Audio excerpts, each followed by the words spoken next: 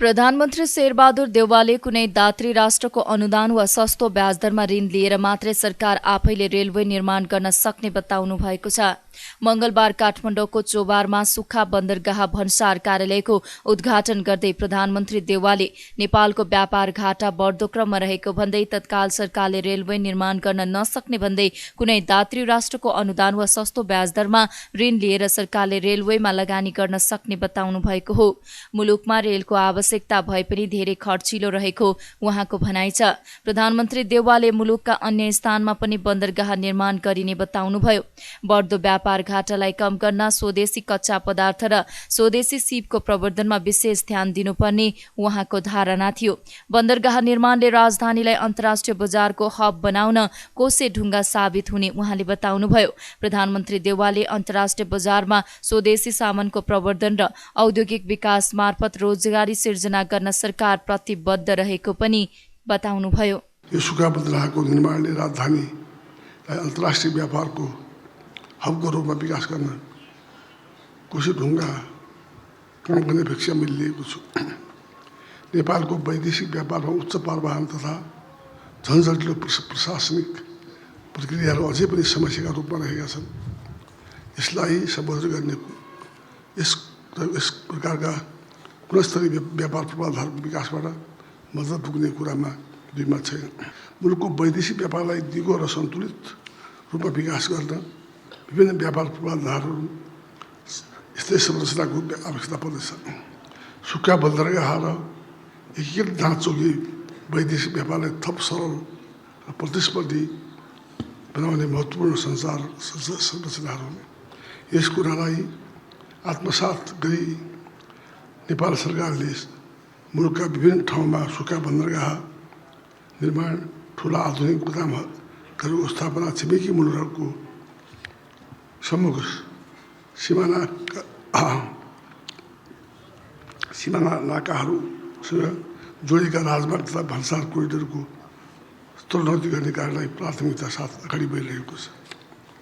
आर्थिक वृद्धिको इन्जिन मानिने अन्तर्राष्ट्रिय व्यापार पूर्वाधार गर्न यस प्रकारका व्यापार पूर्वाधार संरचनाको निर्माणमा हामी लगानी वृद्धि गर्न पर्ने खाँचो छ। हामीले निर्माण गर्ने यस प्रकारका पूर्वाधारहरूबाट नेपालका औद्योगिक वस्तुको प्रतिस्पर्धात्मक क्षमता बढाई अन्तर्राष्ट्रिय बजारमा नेपाली वस्तुको निर्यात वृद्धि मार्फत व्यापार घाटा कम गर्न सकिन्छ। यसका साथै स्वदेशी तथा विदेशी लगानीकर्ताको आकर्षण बढ्न गई उत्पादनशील क्षेत्रमा अभिवृद्धि बढ्न जान्छ। यसबाट देशमा औद्योगिक विकास, रोजगारीको सृजना, अर्थतन्त्रको विस्तारमा मद्दत पुग्नेछ। बढ्दो व्यापार घाटालाई कम गर्न हामीले एकातिर स्वदेशी कच्चा पदार्थ र स्वदेशी श्रम सिपमा आधारित उत्पादनमा जोड दिनुपर्ने अवस्था छ भने अर्कोतिर व्यापारजन्य पूर्वाधारको विकास गरी आयात निर्यातलाई लागत प्रभावकारी बनाउने खाँचो छ। व्यापार घाटा कम गर्न नेपालको प्रतिस्पर्धात्मक क्षमता भएको स्वदेशी कच्चा पदार्थमा आधारित उत्पादनशील क्षेत्रमा लगानी बढाई निर्यात क्षमता बढाउने र अनुत्पादक विलासिताका वस्तुको आयातलाई व्यवस्थापन गर्ने कार्यमा सहयोग गर्न सम्पूर्ण उद्योगपति व्यवसायहरूलाई यसै मञ्चबाट आग्रह गर्न चाहन्छु। र रेल चाहिँ नै आवश्यक छ भन्ने कुरा, रेल त आवश्यकता छ, तर अब रेल चाहिँ नि बनाउनु धेरै खर्च लाग्न सक्छ। त्यस कारण चाहिँ नि कुनै दात्री राष्ट्रसँग अरू चाहिँ नि यो दात्री संस्थाहरूसित हामीले चाहिँ नि एकदमै सस्तो ब्याज दरमा होस् अथवा ग्रान्टमा होस्, त्यो भयो भनेदेखिलाई हामीले चाहिँ त्यो रेल धेरै फाइदाजनक कुरा हो, फाइदा हुनेछ। तर धेरै रेल ल्याएर महँगो भएर चाहिँ फेरि समस्यामा नेपाल नपरोस् भन्ने कुरा सोच हाम्रो उठेतिर हाम्रो बढी छ। व्यापार घाटा बढी छ। त्यस कारण चाहिँ यसमा ध्यान पुऱ्याउनुपर्छ भन्ने लाग्छ। यस सम्बन्धमा हामी सबै साथीहरूसँग सल्लाह गरेर के गर्नुपर्छ गर्ने विचार गर्छौँ। कार्यक्रममा अर्थमन्त्री जनार्दन शर्माले बन्दरगाहलाई आयातको केन्द्रबिन्दु नभएर निर्यातको केन्द्रबिन्दु बनाउनु पर्ने बताउनुभयो। उहाँले रेमिट्यान्स र आयातमा निर्भर अर्थतन्त्र जोखिमको विषय भएको जिकिर गर्नुभयो। हुन त रेमिटेन्समा आधारित हाम्रो अर्थतन्त्र, आयातमा आधारित हाम्रो अर्थतन्त्र हाम्रो लागि जोखिमको कुरा हो, हाम्रो लागि समस्याको कुरा हो। त्यसकारण यो उद्घाटन भइरहँदा हामीले गर्नुपर्ने सङ्कल्प केवल यो आयातको केन्द्रबिन्दु नभएर अब निर्यातको एउटा महत्त्वपूर्ण केन्द्र बन्नुपर्दछ। हामीले खाद्य वस्तुहरू, विशेष गरी कृषिमा आधारित वस्तुहरू, तरकारी, फलफुल जस्ता वस्तुहरू यही बन्दरगाह मार्फत आयात गरेर खानेकुरालाई क्रमशः अन्त्य गर्दै घटाउँदै निर्यात गर्ने ठाउँमा अर्थात् हामी आफै आत्मनिर्भर ठाउँमा पुर्याउनु पर्छ। हामीले प्राप्त गरेको शिक्षा आत्मनिर्भर नभइकन अब हामी आफै हाम्रो भएको श्रम स्रोत र मतलब प्राकृतिक स्रोतलाई पुँजीमा बदलेर त्यस मार्फत हामी आत्मनिर्भर हुने दिशातिर अगाडि बढ्नुपर्ने, यो यसका लागि नीतिगत रूपमा, योजनागत रूपमा, कार्यान्वयन र परिणामका दृष्टिले पनि यसमा विशेष ढङ्गले अगाडि बढ्नुपर्ने आवश्यकता भएको हुनाले निजी क्षेत्र, सरकार, सहकारीको एउटा सहकार्यमा हामीले यसलाई अगाडि बढाउन आवश्यक छ। र त्यसरी मात्र हामी यसको उपादेयता, यसको सार्थकता, खुसीलाई हामी अझ पूर्ण खुसीमा बदल्न सक्छौँ। नेपाल भारत क्षेत्रीय व्यापार तथा पारवहन आयोजना अन्तर्गत चोभारको 228 रोपनी क्षेत्रफलमा सुक्खा बन्दरगाह निर्माण भएको हो। विश्व बैंकको ऋण सहयोगमा 1 अर्ब 67 करोड लागतमा निर्माण भएको आयोजना 2075 जेठमा ठेक्का सम्झौता भएको थियो। सुक्खा बन्दरगाह सञ्चालनमा आएसँगै अब तेस्रो मुलुकबाट आउने मालवस्तुको भन्सार जाँचपास सिधै काठमाडौँमा हुनेछ।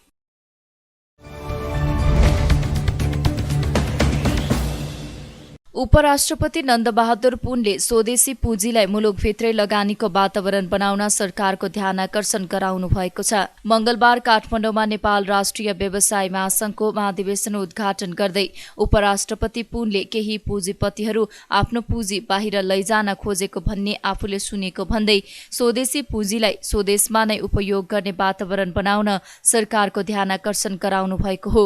उहाँले आत्मनिर्भर अर्थतन्त्र बनाउनका लागि सरकार निजी क्षेत्रसँग मिलेर अघि बढ्नुपर्नेमा जोड दिनुभयो। उद्योगी व्यवसायीहरूका अहिलेका समस्या र मागलाई सरकारले समयमा नै सम्बोधन गर्नुपर्ने उहाँको भनाइ छ। उपराष्ट्रपति पुनले उद्योगका लागि चाहिने दक्ष जनशक्ति उत्पादनका लागि तालिम केन्द्र लगायत स्वरोजगार बनाउने काममा केन्द्रित हुनुपर्ने बताउनुभयो। विप्रेषणमा निर्भर हाम्रो अर्थतन्त्रमा व्यापार घाटाको निरन्तर वृद्धि सकारात्मक सङ्केत पक्कै पनि होइन। उद्योग व्यवसाय मित्रहरू, हामी कुनै बेला जे वस्तु निर्यात गर्थ्यौँ आज त्यही वस्तु आयात गरिरहेका छौँ। चामल बेच्थ्यौँ, आज धान फल्ने खेतहरू घरै घरले भरिएका छन्, जमिनहरू बाँझो छन्। औद्योगिक वस्तुहरू बेच्थ्यौँ, आज ती वस्तु उत्पादन गर्ने उद्योगहरू रुग्न छन्। हामी हाम्रो भान्सामा पाक्ने वस्तु, दैनिक उपभोग्य सामग्रीदेखि ठुल्ठुला निर्माण सामग्रीसम्म आयात गरिरहेका छौँ। यो अवस्था जबसम्म रहिरहन्छ हाम्रो अर्थतन्त्र सकारात्मक बन्न गाह्रो पर्दछ। अर्थतन्त्रमा चुनौतीहरू रहिरहन्छ। कुनै पनि राष्ट्रको अर्थतन्त्र विश्व अर्थतन्त्रबाट पृथक हुन सक्दैन। निर्यात प्रवर्धन, वैदेशिक लगानी आकर्षण र अन्तर्राष्ट्रिय आर्थिक सङ्गठनहरूमा सहभागिता सँगै केन्द्रित क्रियाकलाप बढाउन र आर्थिक कूटनीतिलाई बढाउन सक्नुपर्दछ। म आर्थिक कूटनीति सुदृढ गर्दै वैदेशिक लगानी भित्र्याउन र निर्यात व्यापार प्रवर्धनमा योगदान पुर्याउन म निजी क्षेत्रलाई विशेष आग्रह गर्दछु। श्रीलङ्काको अवस्था देखेर नेपालमा पनि त्यस्तै हुने त होइन भनेर केही नेपालका पुँजीपतिहरू पनि तर्सिएर विदेशतिर लगानी गर्ने सोच बनाइरहनु भएको छ अरे। पुँजी देश बाहिर लैजाने वातावरण बनाउँदै हुनुहुन्छ अरे। यदि त्यसो हो भने यो दुःखद कुरा हो। लगानी भित्राउनुको सट्टा नेपालमा भएको पुँजीलाई पनि बाहिर लान खोज्नु पक्कै पनि राम्रो होइन। यस्तो सोचले देशलाई अप्ठ्यारो अवस्थामा अवश्य पुर्याउँछ। कृपया नेपालका पुँजीपतिज्यूहरूले त्यसो नगरिदिन म आग्रह गर्दछु र यसबारेमा सरकारले बेलैमा त्यसो नहुनबाट रोक्न विशेष ध्यान केन्द्रित गर्नेछ भन्ने पनि मेरो विश्वास छ। समृद्धि हामी सबैले चाहेका छौँ, अर्थात् सबै नेपालीहरू समृद्ध हुनुपर्दछ। मलाई विश्वास छ यहाँहरूको यो महाधिवेशन तथा साधारण सभा यस विषयमा गम्भीर विचार विमर्शन अवश्य गर्नेछ। म देशको अर्थतन्त्र चलायमान बनाउन र राष्ट्रिय अर्थतन्त्रमा यहाँहरूले पुर्याउनु भएको योगदानको लागि यस अवसरमा म विशेष धन्यवाद दिन चाहन्छु। उहाँले दैनिक उपभोग्य वस्तुदेखि ठूला निर्माण सामग्री समेत आयात गरिरहेको भन्दै यस्तो अवस्था जारी रहँदा अर्थतन्त्र सकारात्मक बन्न नसक्ने धारणा पनि राख्नुभयो।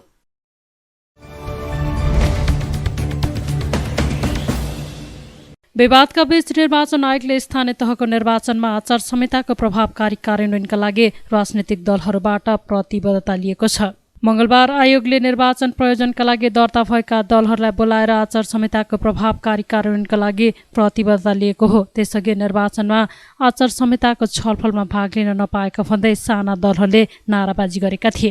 आचार संहितामाथि छलफल नै नगराई प्रतिबद्धतामा हस्ताक्षर गराउन खोजेको भन्दै उनीहरूले आपत्ति जनाएका थिए। पछि प्रमुख निर्वाचन आयुक्त दिनेश थपलियाले उक्त विषय नियमित प्रक्रिया मार्फत भएको बताएपछि साना दलहरूले प्रतिबद्धता पत्रमा हस्ताक्षर गरेका थिए। हस्ताक्षरपछि कांग्रेसका उपसभापति पूर्णबहादुर खड्काले प्रतिबद्धता लिने पुरानै अभ्यास रहेको र आयोगले यसपटक पनि आचार संहिताको प्रभावकारी कार्यान्वयनका लागि प्रतिबद्धता लिएको जानकारी दिनुभयो। साना दलहरूले अघि सारेको विषयमा आयोगले प्रश्न पारेको र अब कुनै विवाद नरहेको उहाँले बताउनुभयो। आगामी स्थानीय तहको निर्वाचन सम्पन्न गर्ने सन्दर्भमा राजनीतिक दलहरूसँग, नागरिक समाजसँग, पत्रकारहरूसँग, सबै बुद्धिजीवीहरू सबैसँग विगतमा विभिन्न चरणमा परामर्श गरेर तयार गरेको आचार संहिता, निर्वाचन आचार संहिता जुन आयोगले निर्णय गरेको छ, जुन राजपत्रमा प्रकाशित गरेको छ,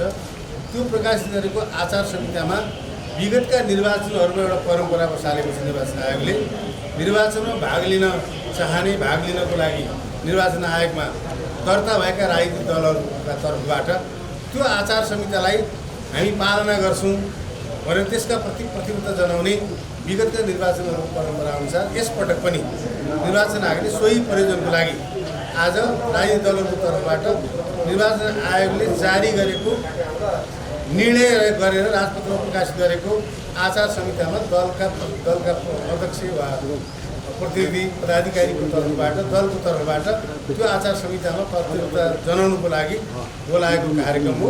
त्यति प्रयोजनको लागि मात्रै बोलाएको कार्यक्रम आयोगलाई त्योभन्दा अन्य छलफल, अन्य परामर्शहरू कुनै पनि भएको छैन। त्यसमा नेपाली काङ्ग्रेसको तर्फबाट प्रतिबद्धता जनाएर म चाहिँ निर्वाचन आयोगसँग बिदा भएर त्यहाँ केही राजनीतिक दलका साथीहरूले केही कुरा बुझ्नु खोज्नुभयो। निर्वाचन आयोगका प्रमुखले, निर्वाचन आयोगका आयुक्तहरूले उहाँहरूले उठाउनुभएका कुरामा प्रश्न पार्नुभयो। प्रश्न पारिदियो, सबैको चित्त बुझ्यो। सबैको चित्त बुझेपछि सबैले क्रमशः हस्ताक्षर गर्दै हुनुहुन्छ। कुनै पनि समस्या रहित तरिकाले काम अगाडि बढेको छ।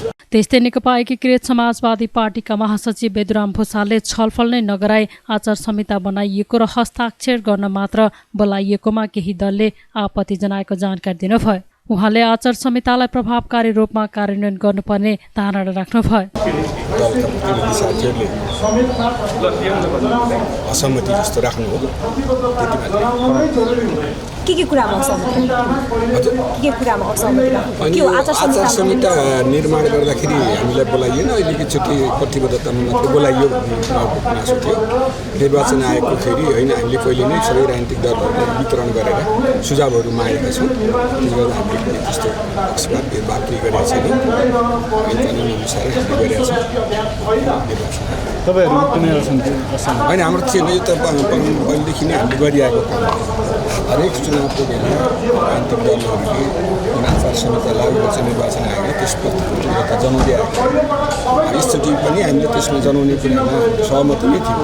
त्यसमा असहमति जनाउनु पर्ने कुनै कुरै होइन, किनभने निर्वाचनका बेला आचार संहिता चाहिन्छ, लागू गर्नुपर्छ भन्ने त आम जनताकै माग हो नि। त्यसले गर्दाखेरि यो आचार संहिताका सन्दर्भमा विवाद गर्ने कुरा चाहिँ राम्रो कुरा थिएन वास्तवमा।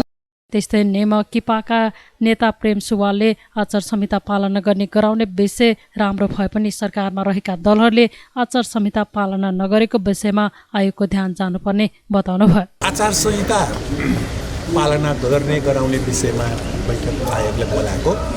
यो आचार संहिता त अझ राम्रोसँग कार्यान्वयन गर्ने नै हो। यसमा कुनै दुविधा हुनु भएन।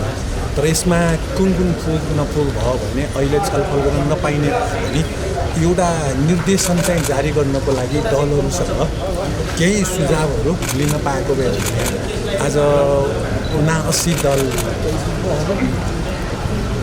निर्वाचनमा भाग लिने जति पनि दलहरूका प्रतिनिधिहरूलाई बोलाएको हुनाले त्यहाँ जस्तो हेलिकप्टर किन उडायो, कसको पैसाले उडायो, त्यसरी राज्य कोषबाट हेलिकप्टर उडाएर निर्वाचनमा प्रभाव पार्नेहरूलाई निर्वाचन आयोगले किन कारवाही गर्दैन भन्ने कुरा उठ्यो। त्यसपछि अब यो आचार संहितामा पार्टीको निर्वाचन चिन्ह भएको झन्डा सार्वजनिक ठाउँमा राख्न पाइँदैन भनेर लेखेको छ। त्यसको अर्थ झन्डै अब नबनाए पनि हुने जस्तो देखियो। एउटा ठुलो झन्डा पार्टी कार्यालयमा अनि घोषणापत्रमा निर्वाचनको चिन्ह मात्र छापे पुग्ने रहेछ।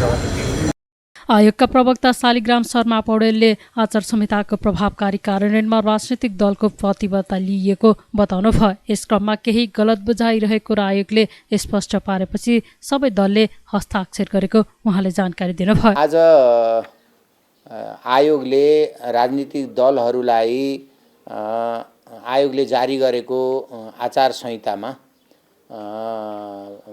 प्रतिबद्धता जनाउनका लागि आमन्त्रण गरेको हो।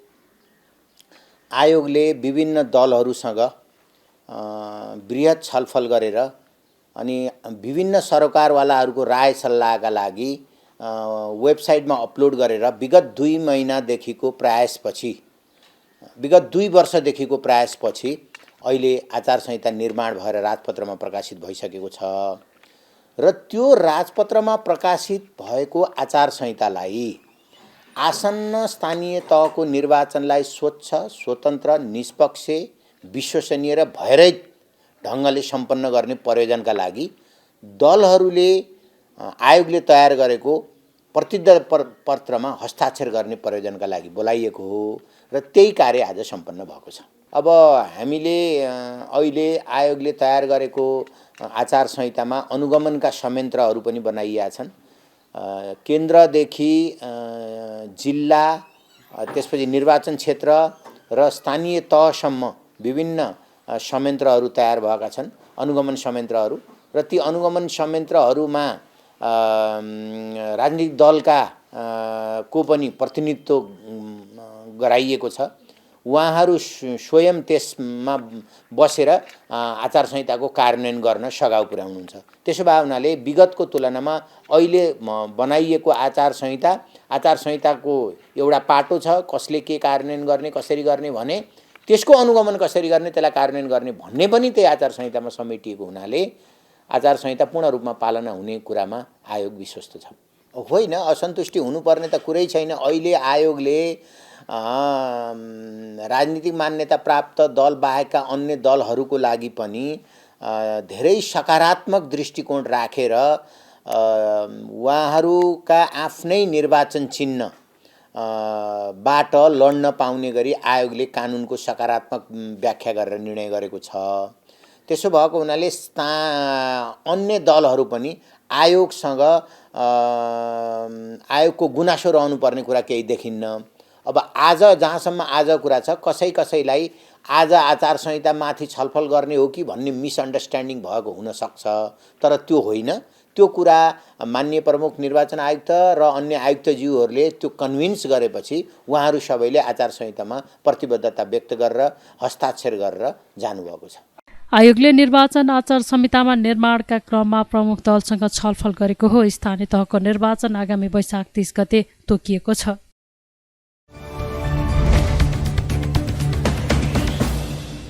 सत्ता गठबन्धनले निर्वाचन तयारी तथा अनुगमन समिति गठन गरेको छ। प्रधानमन्त्री निवास बालुवाटारमा मंगलबार बसेको गठबन्धन बैठकले कांग्रेस वरिष्ठ नेता रामचन्द्र पौडेलको नेतृत्वमा निर्वाचन तयारी तथा अनुगमन समिति गठन गरेको हो। त्यस्तै बैठकले देशको अर्थतन्त्रको अवस्थालाई ध्यान दिँदै सरकारको तर्फबाट राजनैतिक दल, अर्थवेद, योजनावेद र सरकारवाला पक्षसँग एक बृहत अन्तर्क्रियाको आयोजना गर्ने र सुझावका आधारमा ठोस कदम चाल्ने माओवादी केन्द्रका अध्यक्ष प्रचण्डका प्रमुख स्वकीय सचिव रमेश मल्लले जानकारी दिनुभयो।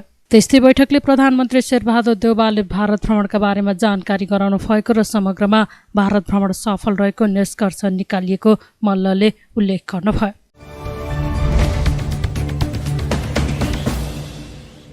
उदयपुरको बेलका नगरपालिका 3 बुद्ध चौकी स्थित विद्यालय जाँदै गरेकी एक बालिकाको हत्या भएको छ।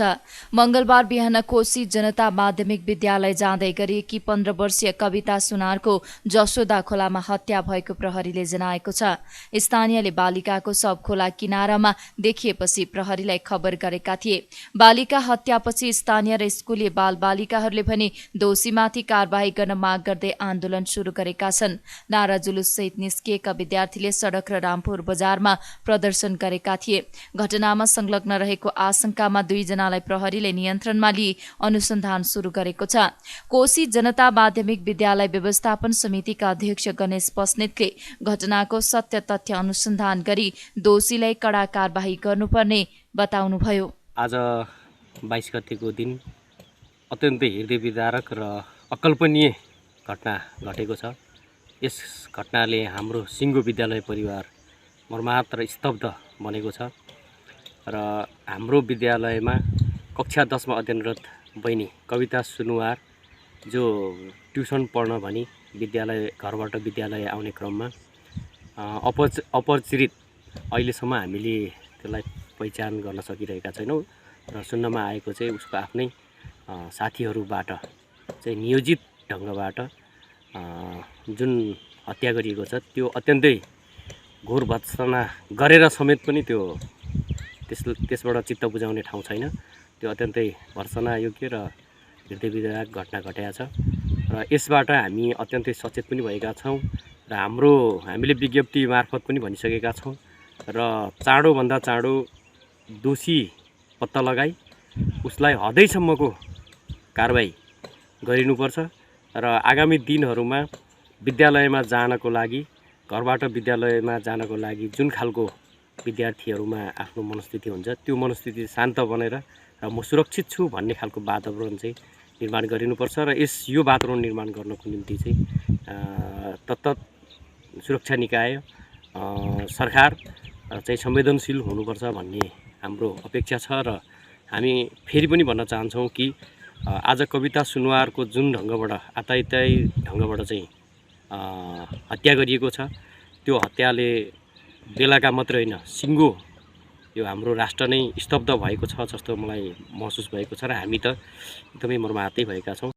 प्रारम्भिक अनुसन्धानका क्रममा सुनुवार र उनकै कक्षामा अध्ययनरत अर्की विद्यार्थीबीचको झगडाका क्रममा हत्या भएको देखिएको प्रहरीले जनाएको छ।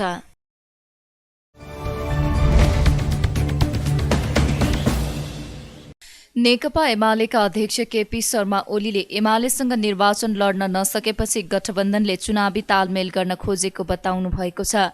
मंगलबार वीरगञ्जमा आयोजित सभालाई सम्बोधन गर्दै अध्यक्ष ओलीले एमालेसँग चुनाव लड्न नसक्ने भएपछि गठबन्धनले चुनावी तालमेल गर्न खोजेको बताउनु भएको हो। उहाँले एमालेमा प्रवेश गर्ने जनलहर देखेर गठबन्धन तर्सिएको टिप्पणी गर्नुभयो। ओलीले गठबन्धन अपवित्र ढङ्गले जन्मिएको र जनताले बनाएको सरकारलाई अँधेरो कुनामा बसेर ढालिएको उल्लेख गर्नुभयो। अदालतबाट प्रधानमन्त्री बनाउने काम भएको भन्दै उहाँले वर्तमान सरकार वैध र संवैधानिक सरकार नभएको उल्लेख गर्नुभयो। उहाँले सरकारकै कारण मुलुकको अर्थतन्त्र धराशयी भएको आरोप लगाउनुभयो। 5 दलीय गठबन्धन बनेको छ।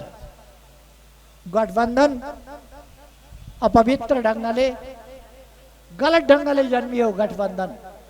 अहिलेको सरकार जनताले बनाएको सरकार होइन, जनताले बनाएको सरकारलाई बुझमा गएर जनताले भोट हालेर बनाएको सरकारलाई अँध्यारा कुनाहरूमा षड्यन्त्र गरेर त्यही पनि अदालतमा लगेर कानुनका 9 सिङ भन्छन् नि, 9 सिङ मध्ये कोखाको सिङले हानेर टाउकाको सिङले हाने होइन, 9 सिङ मध्ये पनि कोखाको सिङले हानेर नेकपा एमालेलाई सरकार बनाएर दुनियाँमा कहीँ नभएको अदालतबाट सरकार बनाउने, अदालतबाट प्रधानमन्त्री छान्ने काम गरेर यो सरकार गठन गरे हो, कृत्रिम ढङ्गले गठन गरे हो। यो सरकार वैध सरकार होइन। वास्तवमा यो संविधान सम्मत ढङ्गले बनेको संवैधानिक सरकार होइन, यो षड्यन्त्र बनेको परमादेशी सरकार हो। यसको हैसियत के छ त? एक्लै एमालेसँग लड्न सकिन्न, अस्तिदेखि भने छ। अब झन् आज यति धेरै साथीहरू प्रवेश गरे हुनुहुन्छ। विजय सरावगीजी प्रवेश गर्नभन्दा अगाडि उनीहरू भन्दै थिए एमालेसँग लड्न सकिन्न। विजय सरावगीजी पनि पसेपछि एमालेमा आएपछि के भयो होला विचार गर्नुहोस् त। अर्थतन्त्र ध्वस्त हुँदैछ अहिले।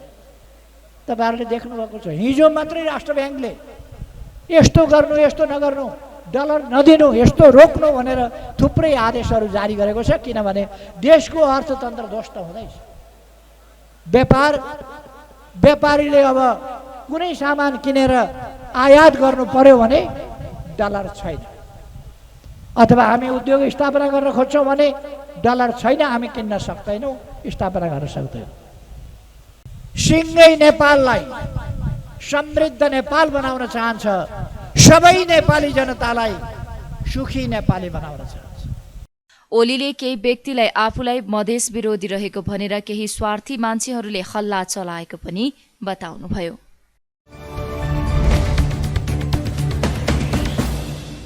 जिल्ला प्रशासन कार्यालय काठमाडौँ र वाणिज्य विभागको संयुक्त अनुगमन टोलीले खाद्यान्नको आपूर्ति र बिक्री वितरणको अवस्थाका विषयमा अनुगमनलाई निरन्तरता दिएको छ। मंगलबार टोलीले काठमाडौँको 3 कुने क्षेत्रमा खाद्यान्न, ग्यास, तरकारी लगायतका वस्तुको अवस्थाका बारेमा अनुगमन गरेको हो।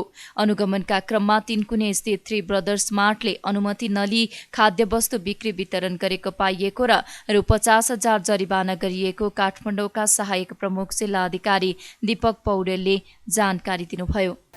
काठमाडौँ जिल्ला स्थित विभिन्न खाद्यान्न पसलहरूमा खाद्यान्नको अवस्था के छ र कुन रूपमा आपूर्ति भइरहेको छ र उपभोक्ताले सहज रूपमा सामान पाइरहेका छन् कि छैन भन्ने विषयमा हाम्रो अनुगमन कार्य निरन्तर छ। केही दिनदेखि हामीले अनुगमनलाई तीव्रता पनि दिएका छौँ। जनताका गुनासा र सुझावहरूलाई मध्यनजर गर्दै हामीले यो अनुगमन कार्य अगाडि बढाएका हौँ। यसै सन्दर्भमा आज काठमाडौँको 3 कुने स्थित सुविधा नगरको मेगा मार्ट प्राली, जसलाई बिग मार्ट पनि भनिन्छ, त्यहाँ पनि हामीले एउटा अनुगमनलाई अगाडि बढाएका थियौँ। त्यो बिग मार्टमा अनुगमन गर्दाखेरि त्यहाँ सबै उपभोग्य सामानहरू राम्रै अवस्थामा रहेको देखियो र उपभोक्तालाई हानि हुने खालको त्यहाँ कुनै त्यस्तो सामान देखिएन। र त्यसै लगत्तै हामी सुविधा नगरकै 3 ब्रदर्स मिनी मार्ट प्रालीमा पनि हामीले अनुगमन गर्न पुग्यौँ, जहाँ उपभोग्य सामानहरू बिक्री वितरण गर्नको लागि सरकारबाट लिनुपर्ने स्वीकृति, जस्तै घरेलु कार्यालयबाट दर्ता प्रमाणपत्र दिनुपर्ने, स्थानीय निकायबाट अथवा वाणिज्य विभागबाट दिनुपर्ने जुन व्यवसाय प्रमाणपत्र हो त्यो नलिएको अवस्था भेटियो। उहाँले आगामी दिनमा पनि निरन्तर अनुगमन गरिने जानकारी दिनुभयो।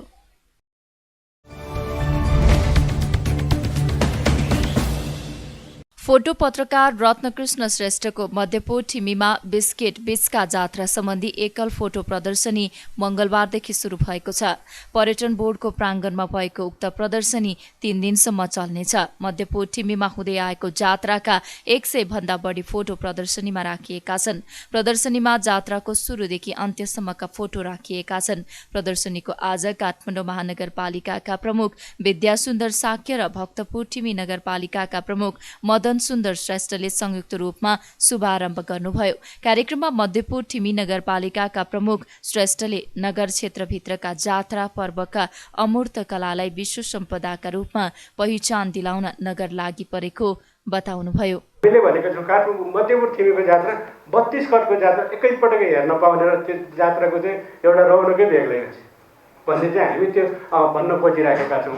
अनि एउटा चाहिँ हाम्रो भुइँसिना जात्रा भन्छौँ। यो चाहिँ हाम्रो सिन्दुर जात्राको रूपमा जुन हाम्रो चाहिँ यो भुइँसिनाको कलर हुन्छ त्यसको चाहिँ हाम्रो सिन्दुर कलरको यो अनुसारको जात्रा यति धेरै मात्रामा चाहिँ हामी वर्षलाई साझा सिन्दुर जात्रा मनाउँछौँ कि लगभग चाहिँ 100 बोराभन्दा बढी सिन्दुर त छरेका हुन्छन्। सबै बाटाहरू चाहिँ भुइँसिनाको चाहिँ हाम्रो भुइँसे भन्छ नि, यो चाहिँ सिन्दुर कलरको चाहिँ बाटाहरू सबै चाहिँ त्यसरी हुन्छन्। मठ मन्दिरहरू घरहरू पनि यो एउटाको चाहिँ छुट्टै रौनक छ भने चाहिँ हामीले यी कुराहरूलाई चाहिँ पुष्टि गर्न यो आमन्त्रण गर्न खोजिरहेका छौँ। फोटो पत्रकार श्रेष्ठले मध्यपुर ठिमीमा धुमधामका साथ मनाइने बिचका जात्राको ऐतिहासिक र सांस्कृतिक पक्षबारे अवगत गराउन प्रदर्शनी आयोजना गरिएको बताउनुभयो। हरेक वर्षको अन्त्यसँगै नयाँ वर्षको सुरुवातमा ऐतिहासिक महत्त्वको बिचका जात्रा मध्यपुर ठिमी क्षेत्रमा मनाउँदै आएको छ। जात्रा चैत्र 30, वैशाख 1 र 2 गते हर्ष उल्लासका साथ मनाउने गरिन्छ।